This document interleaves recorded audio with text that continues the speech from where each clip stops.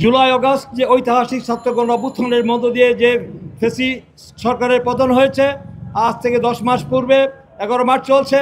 এই এই দুনিয়ার মধ্যে বাংলাদেশের মানুষের যে আশা আকাঙ্ক্ষা, যে প্রত্যাশা ছিল যে ফেসিবাদ মুক্ত বাংলাদেশে যে দীর্ঘ 16 বছর এই দেশের মানুষ ভোটাধিকার থেকে বঞ্চিত ছিল, সেই মানুষের যে ভোটাধিকার, যে আইনের শাসন, বিচার বিভাগের স্বাধীনতা, ন্যায় বিচার, মানবাধিকার সেটা প্রতিষ্ঠিত হবে, সেটা কিন্তু আমরা লক্ষ্য করেছি যেটা দিন দিন ফিকে হয়ে যাচ্ছে।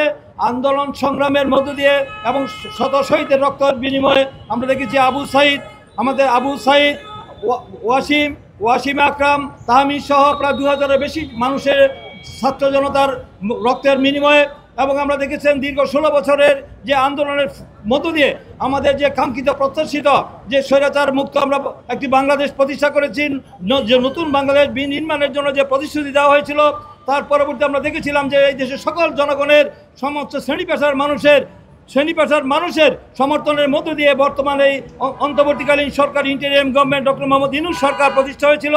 বিশ্ববিজয়ী এবং নোবেল বিজয়ী ডক্টর ইউনূস সরকারের কাছে মানুষের সঙ্গত কারণে অনেক আশা আকাঙ্ক্ষা প্রত্যাশা ছিল যে আগামী 3 মাসের মধ্যে হয়তো তিনি একটি অবাধ, সুষ্ঠু, গ্রহণযোগ্য, ইনক্লুসিভ, একটি ক্রেডিবল, একটি অংশগ্রহণমূলক নিরপেক্ষ নির্বাচন করবেন।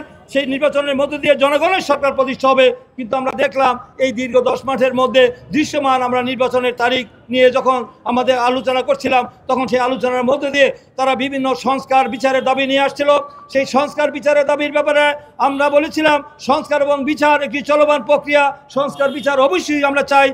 অধিকাংশ সংস্কার আমাদের করেছি। আমরা 31 দফা রাষ্ট্র সংস্কারের মধ্যে আমরা দেখেছেন যে বিএনপিও সেই সংস্কারের যে উল্লেখযোগ্য সংস্কারগুলি করেছে।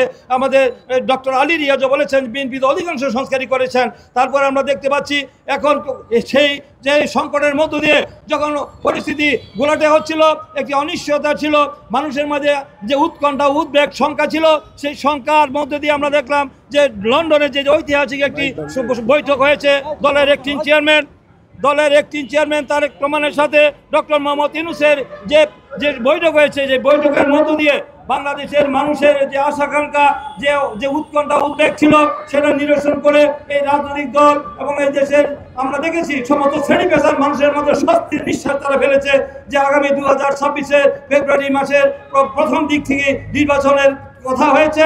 সেই কথাতে মানুষ অনেকটা আশ্বস্ত হয়েছে। কিন্তু আমরা দেখলাম পরবর্তীতে বেশ কয়েকটি ইসলামী দল এবং আমাদের এনসিপি সহ কিছু দল তারা সেখানে এই বৈঠককে তারা ভালোভাবে গ্রহণ করতে পারেননি। তারা সেখানে আমরা বলছেন যে দৃশ্যমান সংস্কার এবং বিচারের তারিখ হলেই সে নির্বাচন হতে পারে। তারা যদি কিন্তু লাগিয়েছেন।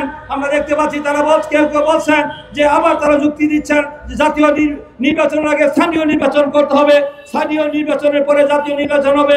এই ধরনের যুক্তি দিয়ে তারা পরিস্থিতি ঘোলাটে করার জন্য তারা একটি ষড়যন্ত্র লিপ্ত হয়েছে।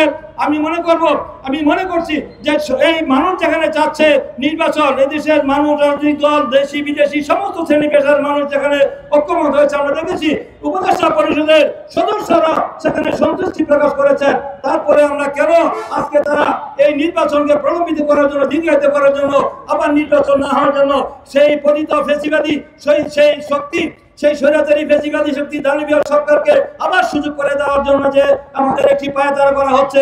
তারা জানেন যে নির্বাচন যদি আবার সুস্থ নিরপেক্ষ নির্বাচন হয়, নিরপেক্ষ সরকারের অধীনে তারা হয়তো জামানত বাজেয়াপ্ত হবে। তাই তারা নির্বাচনকে প্রলম্বিত করার জন্য বিভিন্ন অজুহাত নিয়ে পিয়ারের কথা বলছেন, যে সংখ্যানুপাতিক পদ্ধতির কথা বলছেন, তারা বলছেন যে সংস্কারের কথা বলছেন। এই কথা বলে তারা দেশে একটি অস্থিতিশীল পরিস্থিতি তৈরি করার চেষ্টা করছেন। আবার সেই স্বৈরাচারের দোষরা যারা হাজার কোটি টাকা, 18 লক্ষ কোটি টাকা বিদেশে পাচার করেছে, সেই সকল দুর্নীতিবাদ, সেই পেতাতারা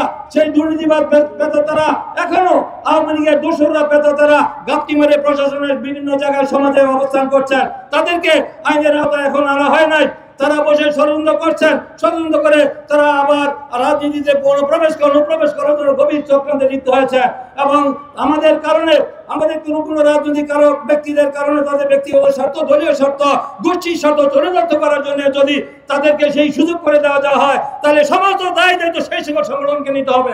এবং বাংলাদেশের মানুষ 2-1টি সংগঠনের কারণে আগামী জাতীয় সংসদ জাতির বৃহত্তর স্বার্থে, গণতন্ত্রের স্বার্থে, নির্বাচনের স্বার্থে এই দেশের জনগণ তাদেরকে ছাড় দিবে না। তাই তাদের শুভবুদ্ধিত হওয়া উচিত। তাদের অবশ্যই আগামী আগামী বছরের 2026-এর যে ফেব্রুয়ারি মাসে যে নির্বাচনের বিষয়ে আলোচনা হয়েছে, যেই দিন ঠিকই সামনে রেখে আমাদের আলোচনা করে আমাদের জাতীয় ঐক্যমত সৃষ্টি করে আমরা আগামী দিনে নির্বাচনের দিকে ধাবিত হব। আর কোনো রকম চক্রান্ত ষড়যন্ত্র হলে বাংলাদেশের মানুষ সেটা বরদাস্ত করবে না। তাই আমি মনে করি যে কোনো রকম টালবাহানা না করে, এই নির্বাচনকে প্রলম্বিত দিকে না করে, নির্বাচন না করার জন্য যারা ষড়যন্ত্র করছেন তাদের ব্যাপারে সকলকে সতর্ক থাকতে হবে। যে নির্বাচনের জন্য আমরা লড়াই করেছি, আমাদের চূড়ান্ত গণতন্ত্রের বিজয় এখনো হয়নি। আগামী একটি অবাধ, সুষ্ঠু, গ্রহণযোগ্য নির্বাচনের মধ্য দিয়ে আমাদের গণতন্ত্রের পূর্ণ বিজয় অর্জিত হবে। সেই গণতন্ত্রের পূর্ণ বিজয় এবং ভোটের মধ্য দিয়ে আমরা আর কোনো বিকল্প রাস্তা নাই। নির্বাচনের একমাত্র পথ হলো অবাধ, সুষ্ঠু, গ্রহণযোগ্য নির্বাচনের মধ্য দিয়ে আমাদের গণতন্ত্র আবার পূর্ণ প্রতিষ্ঠা হবে।